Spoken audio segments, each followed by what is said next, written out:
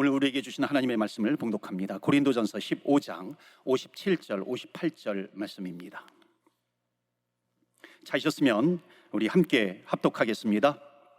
우리 주 예수 그리스도로 말미암아 우리에게 승리를 주시는 하나님께 감사하노니, 그러므로 내 사랑하는 형제들아, 견실하며 흔들리지 말고 항상 주의 일에 더욱 힘쓰는 자들이 되라.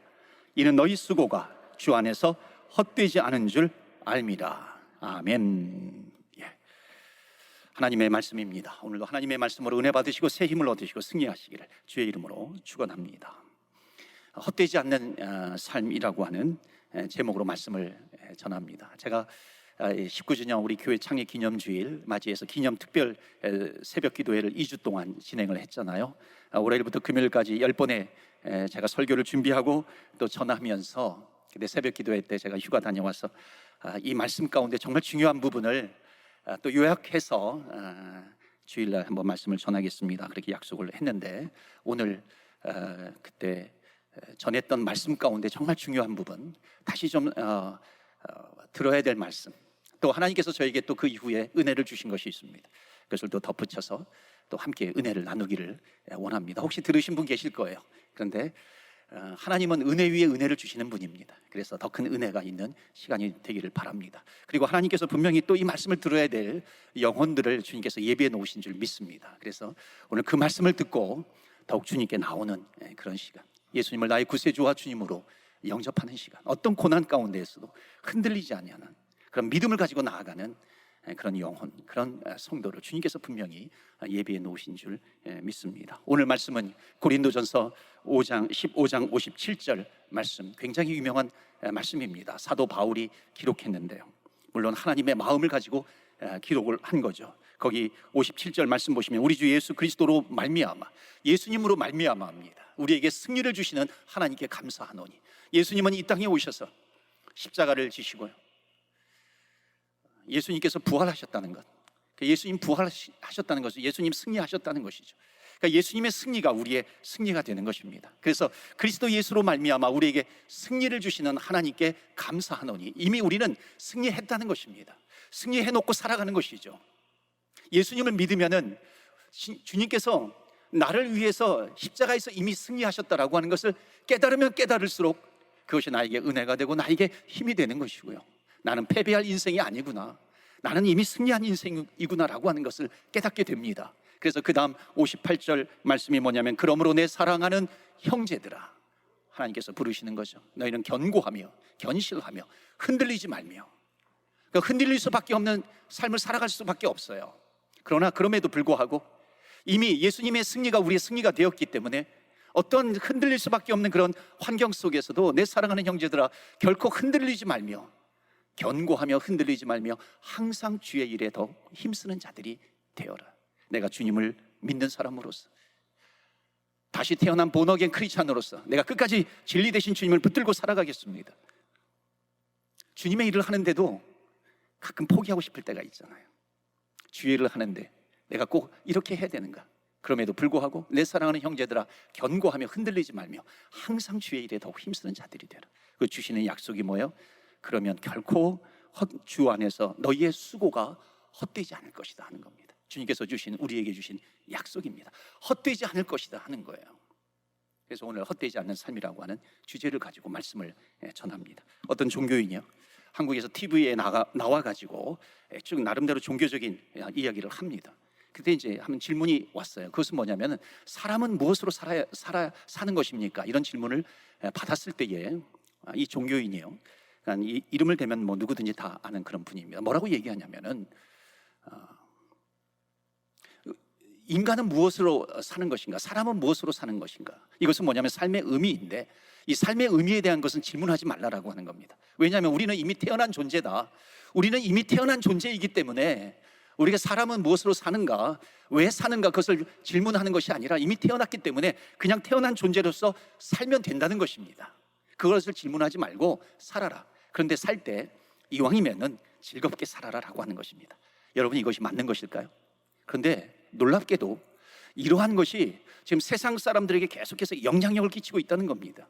그 생각 속에 들어가고 있어요. 마치 이것이 진리처럼 여겨지는 겁니다. 특별히 아주 삶에 지친 사람들이 있어요. 아둥바둥 살아가는 사람들에게는 이것이 마치 진리처럼 들리고 있는 겁니다. 특히 젊은 사람에게도요, 진리처럼 이것이 들려지고 있는 겁니다. 세상을 뭐 그렇게 의미를 두고 목적을 두고 살아갈 필요가 있는 것인가? 그래서 요즘 욜로족이라고 하는 것이 있잖아요. 욜로족이 뭐예요? YOLO, 욜로족이라고 해서 뭡니까? You only live once. You only live once. 그러니까는 우리 인생은 한 번 사는 인생이다. 그러니까 한 번 사는 인생인데 그냥 하루하루 즐겁게 살아가면 된다라고 하는 그런 이야기입니다. 이것을 철학적으로 얘기하면은요, 뭐냐면 이겁니다. 우리 인간은 태어난 존재라고 하는 거예요. 그러니까 특히 실존주의 철학에서 뭐라고 얘기하냐면 우리 인간은 태어난 자로서 존재한다는 겁니다. 그런데 존재한 이후에 우리는 또 우리가 왜 사는가라고 하는 질문을 던지는 것은 사유한다는 거예요. 그런데 우리는 이미 태어난 존재이기 때문에 사유로, 우리의 생각으로 우리가 왜 태어났는가, 우리가 어떻게 살아가야 되는가, 왜 살아가야 되는가, 이 삶의 의미를 묻지 말라는 겁니다. 그냥 살라라고 하는 것이죠. 이것을 또 다르게 얘기하면 우리는 던져진 존재라는 거예요. 우리는 던져진 존재, 그냥 우연히 이 세상에 태어난 존재라고 하는 겁니다. 그러니까는 우연히 태어난 존재이기 때문에 그렇게 살아라 라고 하는 겁니다. 그런데 여러분, 이것이 맞는 건가요? 우리는 그냥 던져진 존재인가요? 그냥 태어난 존재인가요? 그래서 유물론에서는 무엇을 얘기하냐면요, 우리 인간은 그냥 사물의 하나로 얘기하는 겁니다. 여러분, 사물이라고 하는 것은 뭐예요? 우리 인간을 자꾸만 사물로 이야기하는 것은 뭐냐면 인간을 경시하게 되는 겁니다. 인간 경시 풍조가 있어요. 그러니까 삶의 의미를 발견하지 못합니다. 삶의 목적을 발견하지 못해요. 여러분, 인생이 살다가 삶의 의미를 발견하지 못하면, 내가 왜 사는가라고 하는 것을 발견하지 못하면요, 그 인생은 끝납니다. 그러니까 자기를 내가 더 살 필요가 없다고 생각하는 겁니다. 그래서 많은 사람들이 자기의 목숨을 끊기도 합니다. 자살을 합니다. 그래서 여러분, 자살은요, 시대가 만들어낸 시대적인 타살입니다. 자살이라고 하는 것은요. 그러니까 인생은 점점 거기에 압도되는 그런 인생을 살아가고 있는 겁니다. 그러니까 자기 스스로 자기 자신을 하찮게 여기는 거예요. 그런데 여러분, 생각해 보면요, 어떤 이 세상의 사물도요, 여기 교회 안에서 이렇게 보여지는 어떤 사물을 보아도요, 그냥 만들어진 것은 하나도 없습니다. 만들어진 이유가 있어요. 존재의 목적이 있다는 겁니다. 하물며 하나님께서 창조하신 인간이에요. 존재의 목적이 없겠는가라고 하는 것입니다. 인간을 경시하게 되면요, 사람은 그저 던져진 존재야, 우연히 태어난 존재야. 그러면은 삶의 의미를 잃어버리게 되고요, 삶의 의미와 목적을 잃어버리게 되면은 나타나는 현상이 뭐냐면 인간 경시 풍조입니다. 그러니까 삶의 의미를 발견하지 못하는 것이죠. 자살하는 거예요. 엠마우스라고 하는 그 가난한 사람들의 집을 고쳐주는 단체가 있습니다. 가난한 사람들을 위한 집짓기 운동인데, 프랑스 누가 만들었냐면 프랑스의 세계 제2차 대전 이후에 프랑스의 그 상원 의원이었던 아베 피에르가 2차 대전 후에 만든 겁니다. 프랑스 사람이 지금도 가장 역사적으로 가장 존경하는 인물을 꼽으라고 한다면은요, 이 아베 피에르는 항상 이 상위의 랭크가 되기도 합니다. 이 사람이 이제 그 단체를 만들었는데요, 그분이 이제 90세가 되어서 자기의 인생의 자서전, 그 단순한 기쁨이라고 하는 책을 썼는데요, 우리 한국말로도 번역이 되어 있죠. 거기에 이런 일화가 나와요. 어떤 사람이 조르주라고 하는 자살을 시도하다가 미수에 그친 사람이 자기를 찾아왔다는 거예요. 그러면서 자기의 스토리를 쭉 이야기하는데 너무 충격적인 이야기를 들은 겁니다. 그러면서 뭐라고 얘기하냐면요, 내가 자살을 시도하다가 실패했는데 이제 또 자살을 할 겁니다. 그런데 자살하기 전에 당신의 말을 한번 듣고 자살하려고 합니다. 그러니까 이 아베 피에르가 뭐라고 얘기하냐면, 아니, 자살을 한다고요? 그러면 자살이라고 하는 것은 오늘 할 수도 있고 내일 할 수도 있고 내일 모레 할 수도 있는데, 자살하기 전에 내가 지금 가난한 사람들을 위해서 집을 짓고 있는데 나를 좀 도와달라고 부탁을 한 겁니다. 그러니까 그렇죠, 그렇게 하죠. 오케이 하고 집을 짓는 겁니다. 열심히 가난한 사람들을 위해서 집을 짓고 있는데 바로 그 가운데 그러는 중에 자기 인생의 의미를 발견한 겁니다. 삶의 의미를 발견하게 된 거예요. 삶의 목적을 발견하게 된 겁니다. 아, 정말 인생이라고 하는 것이 이렇게 의미가 있는 것이구나. 인생이라고 하는 것이 보람이 있는 것이구나. 가난한 사람들을 위해서 집을 지어주는 것이 이렇게 의미가 있는 것이구나. 이것을 발견하게 된 겁니다. 이분이 나중에 이제 얼마 있다가 그분에게, 아베삐에르에게 뭐라고 얘기하냐면, 만약에 내가 처음 당신을 찾아왔을 때 당신이 만약 나에게 어떤 집을 주거나 어떤 돈을 주거나 일자리를 주거나 그랬으면 나는 또 자살을 했을 겁니다. 내가 원하는 것은, 내가 필요한 것은 살아가는 방법이 아니라 살아갈 이유입니다. 사랑하는 성도 여러분이요, 세상은 자꾸만 우리 인간을 던져진 존재로 얘기합니다. 그냥 우연히 태어난 존재야, 삶의 의미가 없는 것으로 자꾸만 몰아가고 있습니다. 그래서 하루하루 그냥 즐겁게 살아라, 그렇게 이야기를 합니다. 그런데 여러분, 정말 그럴까요? 성경은 우리에게 말씀하고 있습니다. 우리 인간은 이 세상에 그냥 던져진 존재가 아니라는 겁니다. 그냥 던져진 존재가 아니라 하나님께서 창조의 목적을 가지고 우리를 만드셨다는 겁니다. 우리를 창조하셨다는 것이에요. 이것을 알고 살면은요, 우리 인간이 얼마나 소중한 존재인가라고 하는 것을 깨닫게 되는 것입니다. 내가 그냥 막 살아야 되는 그런 존재가 아니구나라고 하는 것을 깨닫게 되는 것입니다. 여러분, 정말 기막힌 말씀 하나를 소개할게요. 에베소서 1장 3절입니다. 꼭 붙드세요. 찬송하리로다.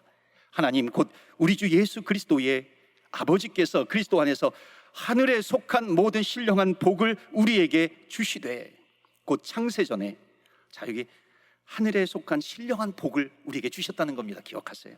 그 다음에 4절 보시면, 곧 창세전에 그리스도 안에서 우리를 택하사, 창세전에 하나님께서 이 세상을 창조하셨는데 그 창세전에 하나님께서 우리를 선택하셨다는 거예요. 우리를 택하셨다는 것입니다. 여러분, 헛되지 않는 삶이라고 하는 것은 무엇이냐면, 헛되지 않는 삶이라고 하는 것은 내 삶의 의미를 발견하는 것입니다. 삶의 의미가 있다라고 하는 것을 알고 살아가는 것입니다. 그 의미 있는 삶이라고 하는 것은 결국 뭐예요? 나는 던져진 존재가 아니야, 우연히 태어난 존재가 아니라 내가 태어난 목적이 있다는 겁니다. 태어난 이유가 있다는 것입니다.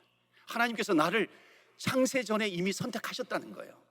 창세전에 이미 선택하신 하나님, 그 하나님께서 나를 만드시고 하나님께서 나를 이 땅에 보내주셨다라고 하는 것을 믿고 살아가는 것입니다. 그래서 여기 그것을 뭐라고 얘기하냐면, 그것은 spiritual blessing, 신령한 복이다라고 하는 것인데, 이 신령한 복이다라고 하는 것은 뭐냐면 가장 큰 축복이라고 하는 겁니다. 신령한 복이라고 하는 것은 가장 큰 복이에요.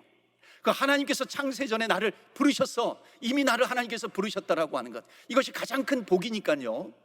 여러분 가장 큰 복을 붙들고 있으면은 그보다도 더 밑에 있는 복을 내가 누리지 못한다 할지라도 가장 큰 복을 받고 있으면은요, 그것을 가지고 있으면은 가장 큰 복을 누리면서 살아가는 귀하고 복된 인생을 살아가게 된다는 것입니다. 그러니까 우리가 살면서요, 세상에서 말하는 복이 무엇입니까? 우리가 어떤 집에서 살고 있는가? 내가 어떤 많은 재물을 가지고 있는가?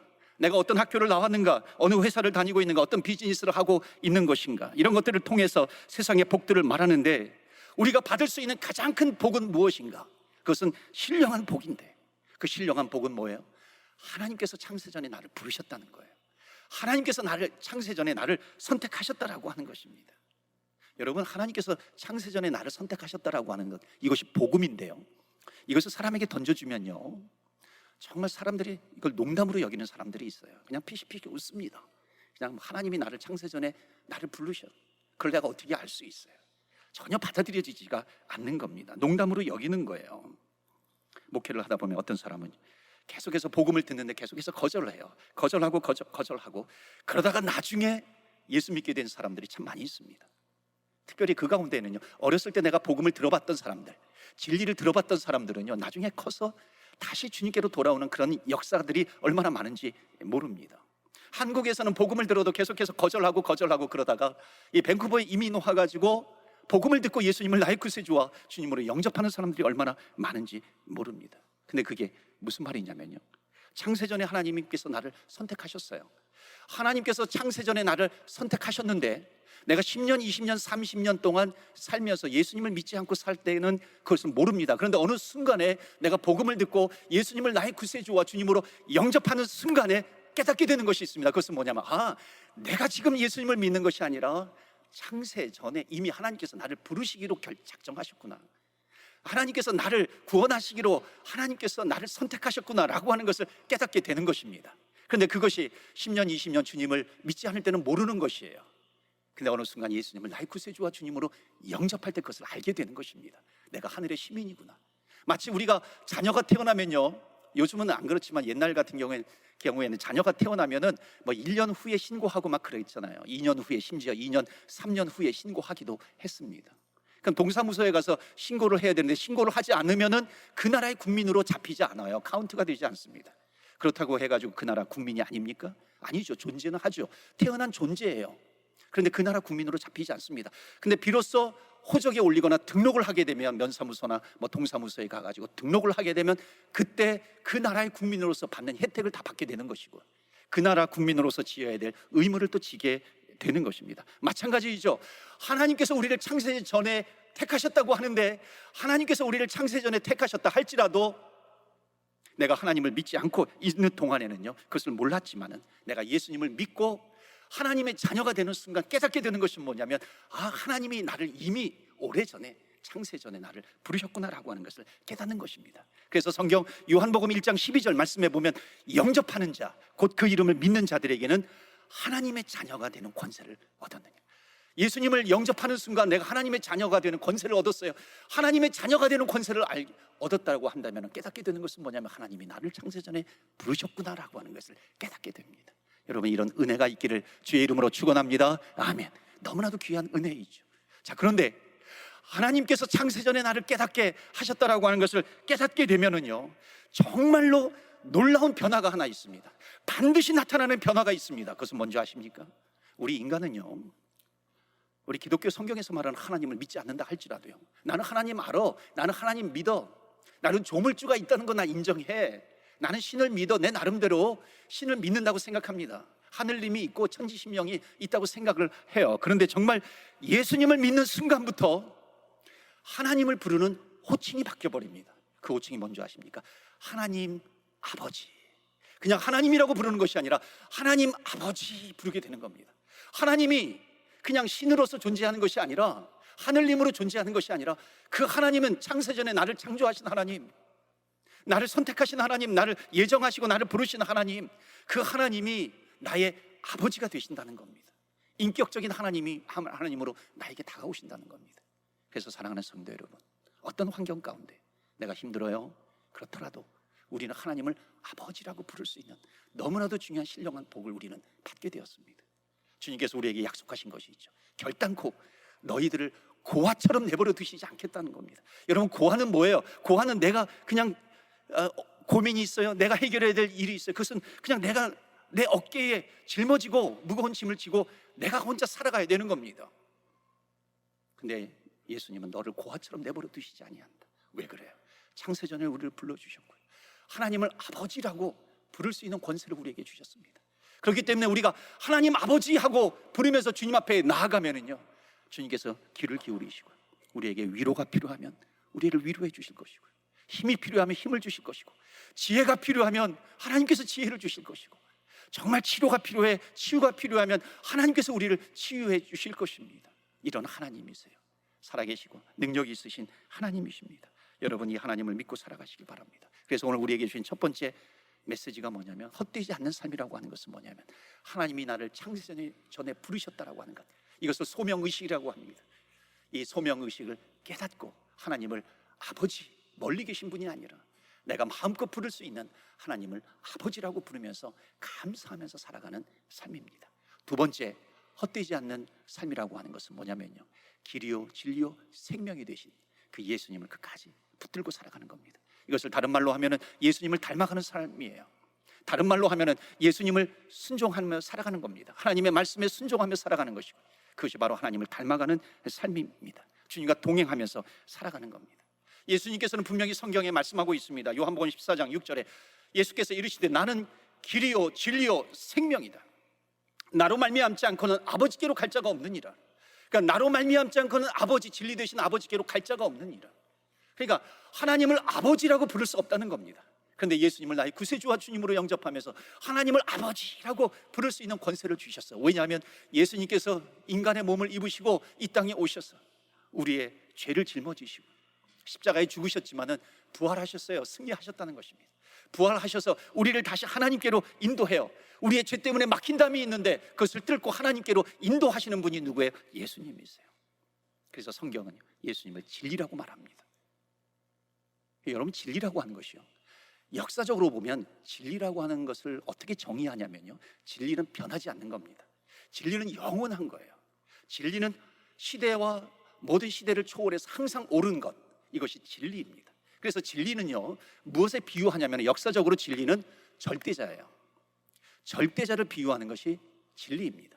하나님을 비유하는 것이 진리예요. 그래서 예수님께서 나는 길이요 진리요 생명이다, 이렇게 말씀하고 있는 겁니다. 그런데 여러분, 진리가 점점 바뀌어지고 있습니다. 어떻게 바뀌어지는지 아십니까? 원래 진리의 정의는 항상 변하지 않는 겁니다. 어느 시대가 온다 할지라도 진리는 영원한 거예요. 흔들리지 않는 겁니다. 참된 이치가 바로 진리예요. 그런데 진리가 어떻게 변하고 있냐면 너의 생각이 진리야, 이렇게 바뀌는 겁니다. 너의 생각이 진리야. 너의 생각이 진리고, 그렇기 때문에 내 생각도 진리야. 이게 문제인 거죠. 내 생각도 진리고 너 생각도 진리니까 너의 생각을 나에게 강요하지 말고 내 생각도 나는 너에게 강요하지 않을 것이다. 왜냐하면 나도 진리고 너도 진리이기 때문에 그러는 거예요. 여기까지 가는 겁니다. 그럼 진리라고 하는 것은 하나님과 동의어로 사용하는 것인데, 너도 진리고 나도 진리야. 그러면은 결국 진리는 하나님과 동의어로 사용하니까 너가 진리고 나도 진리라고 한다면은 결국 어떤 결론에 이르게 되냐면 내가 하나님이야 라고 하는 결론에 이르게 되는 겁니다. 너가 하나님이야, 너가 진리야. 그러니까 너는 항상 옳아. 너의 판단이 옳아. 너의 주관이 옳아. 그러니까 너가 생각하는 대로, 너가 판단하는 대로 그냥 끝까지 밀고 나가면 돼. 왜냐하면 너가 진리고 너가 신이기 때문에 그런 겁니다. 너의 판단력을 믿어라. 너의 생각을 믿어라. 너가 생각한 대로 그냥 가라라고 하는 겁니다. 너의 머릿속에 있는 절대자 하나님에 대한 기준이 있다면 이제 그것을 버려버리고 이제 그 안에다가 너가 진리이기 때문에 너의 생각을 거기서 그걸로 꽉 채우라라고 하는 겁니다. 여러분, 인간은요, 너가 진리이고 내가 진리이고 내 생각이 진리이고 너의 생각이 진리인 것이 맞습니까? 여러분, 진리라고 하는 것은 변하지 않는 것인데 내 생각이 정말 변하지 않습니까? 내가 생각하는 진리가 변하지 않습니까? 인간의 생각은 항상 옳습니까? 인간의 판단이라고 하는 것이 항상 옳고 항상 참된 이치인가요? 여러분, 저는 너무나도 잘 아는 게요, 저는 저 자신을 압니다. 제 자신, 정말 이게 이 생각이 바뀌는 제 자신을 너무나도 잘 알아요. 내 자신을 믿을 수 있는 존재인가? 내 판단을 믿을 수 있는 존재인가요? 내 판단은 언제나 옳습니까? 변하지 않는가요? 이런 커피숍에 가가지고요, 그냥 뭐 아메리카노 커피 한 잔 마시려고 갔다가 주문해 보니까는 그 메뉴판에 보니까는 뭐 카페 라떼가 있어요. 그럼 그것을 먹고 싶은 겁니다. 그렇게 메뉴판을 보는 순간에 내 생각이 바뀌는 게 이게 인간이에요. 짜장면을 먹으러 갔다가 옆에 있는 테이블에 짬뽕을 너무나도 맛있게 먹고 있는 거예요. 갑자기 짜장면을 먹으려고 하다가 생각이 바뀌어가지고 아줌마 짬뽕 하나 주세요, 이렇게 바뀌는 게 인간이다라고 하는 겁니다. 여러분, 어떻게 자기가 자기 자신을 믿을 수 있어요? 너의 생각이 진리이고 너의 생각이 자네의 생각이 진리니까 너는 너 생각대로 너 판단대로 살아라. 여러분, 이것이 어떻게 진리가 되는 것입니까? 여러분, 우리가 이민 오는 것도 마찬가지 아니에요? 뭐 뉴욕으로 가려고 했다가 뭐 토론토로 가려고 했다가 결국 밴쿠버로 결정해서 오는 것이 인간입니다. 여러분, 이것이요, 어디까지 가냐면요, 너의 생각이 옳아, 너의 판단이 옳아, 이것이 어디까지 가냐면 성경을 읽을 필요가 없다는 겁니다. 너 성경을 왜 읽어? 말씀을 왜 읽어? 너가 진리인데, 너의 생각이 옳은데, 너의 판단이 옳은데. 여러분, 기도라고 하는 것은 하나님께 묻는 것 아니겠습니까? 너가 왜 기도를 해? 너의 판단이 옳은데 하나님께 물을 필요가 없어. 점점 하나님에게서 떠나게 만드는 겁니다. 그런데 성경에 보면은요, 일찌감치 이에 대한 예언이 있어요. 그러니까 바울이, 고린도서를 썼던 바울이 로마서에 보면은 자기 인간이 자기 마음속에, 자기 머릿속에 하나님을 두기를 싫어하네라고 하는 말씀을 하고 있는 것입니다. 여러분, 그런데 이게 왜 심각한 줄 아십니까? 이런 시대적인 풍조 때문에 내가 생각하고 있는, 내가 알고 있는, 내가 발견한 참 진리가 있어요. 그 진리를 절대로 남에게 강요하지 못한다는 겁니다. 내가 뭔가 진리를 발견했어요. 참 진리가 있어요. 그렇기 때문에 그 진리를 이야기해 주면은 뭐라고 얘기하냐면, 그건 당신 생각이고, 내가 진리를 얘기해, 그건 당신 생각이고.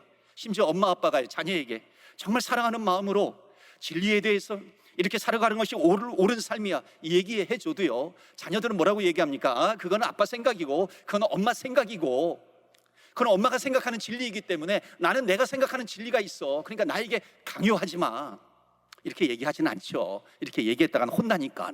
그런데 그렇게 얘기하지 않는다 할지라도요, 지금 자라나는 자녀들에게 얼마나 많이 그런 생각들이 그 마음속에 자리 잡혀 있는지 모릅니다.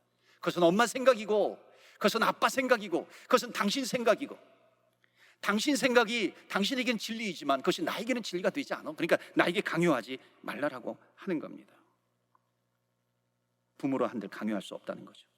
좀 더 실제적인 얘기를 할까요? 시간이 약 한 달 전에 우리 교회 캐나다 하원 의원인 우리 넬리신 집사님과 대화를 하는 가운데, 레버넌 코 우리 같이 기도해야 돼요. 기도해 주세요. 캐나다에서 법이 하나가 이제 국회에서 통과가 되었는데, 그게 무슨 법이냐면 이제 동성연애자들에게 그들의 성향을 돌이키게 하는 것을 금지하는 이 법안이 통과가 되었다라고 하는 겁니다. 발효가 되었는지는 모르겠어요. 근데 통과가 되었다는 것입니다. 여러분 위해서 좀 기도해 주시기를 바랍니다. 정말 우리 교회는요, 하나님의 나라를 대변할 수 있는 그런 사회, 경제, 정치인들이 주류로 들어가야 됩니다. 하나님의 나라 확장을 위해서 정말 주님 앞에 어떤 것이 하나님께서 주신 꿈과 비전인가, 이것을 붙들고 나가야 한다는 겁니다. 이제 강단에서는요, 동성연애가 잘못되었다라고 하는 것을 얘기하면요, 그러니까 뭔가 그 사람의 자기가 정한 성이 있는데, 그 젠더 성이 있는데 그 성을 바꾸려고 하는 시도를 하게 되면 고소를 당하게 될 수밖에 없다는 겁니다. 그런데 여러분, 우리는 누구입니까?